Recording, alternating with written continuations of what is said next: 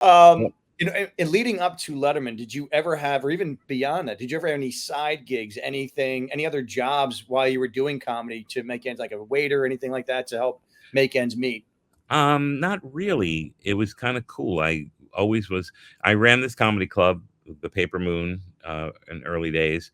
And then I started traveling. I went to LA to do Star Search in 86, auditioned at the Comedy Store in the Improv, got passed, and got to start working in LA. And then I started working in Europe because a lot of my Dennis Leary went to Europe to do stand up. And he also was there because his wife and him gave birth prematurely, so they were stuck in England. So I went over there and I saw them and met the baby and all this, and I went and did stand up while I was there. Wow. And it changed my life in a great way because the British audience is much smarter. They're fed smarter comedy, and like there's so much pandering in America that I didn't realize. Like, oftentimes we're like, hey, let's hear it for the troops. It's like, why are you saying that? Well, who's going to go fuck the troops? You know what I mean? It's just like people are afraid to make people laugh, so they create this other stuff to get down. Like, give yourselves a round of applause for coming out tonight is one of my favorites, because it's like, well, I've gone out before and I don't need to really applaud it. How about you do your jokes and then we'll have a good time together. Hey, welcome to Applebee's. Give yourself a round of applause for ordering food. Good for you. Yeah. Way to go. Exactly. And we do that because, again, we're looking to have the audience make noise and do all these things that have nothing to do with comedy. So we're bullshitting them. We're force feeding them to get, hey, let's hear it for your host. Like in England, when I first went out there, they didn't say, let's hear it for your host.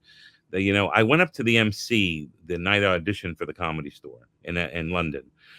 And I said to him, I gave him my intro, and he looked at me like, fuck you. And I was like, what? So I went on stage, and he didn't say any of the things I told him. And I followed a musical act, who crushed. And I was kind of like, why didn't he say, at least I'm from America, at least, whatever. So anyway, I went out and I said, a typical American thing. I said, it's great to be here in London. And some guy yelled out, bullshit. And because that was such a typical American to them, who's like, oh, it's great to be here in London. It's, and I said, you're right. It's a shithole. It smells like piss. And luckily I got a laugh, and then I did okay. But it was such a typical American thing, when we went over there. And luckily I passed at the Comedy Store, and they let me work the rest of the week there.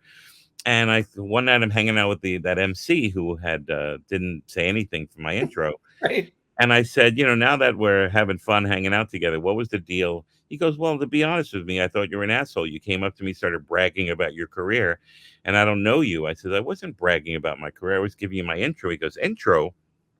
He said, why would you give yourself an intro? If you're funny, the audience is going to laugh.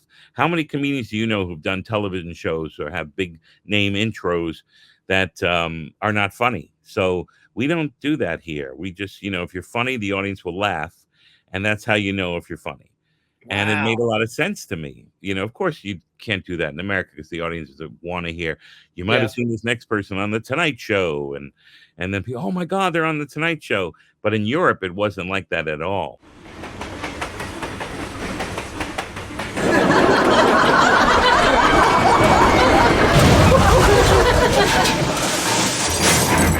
Comedy Train.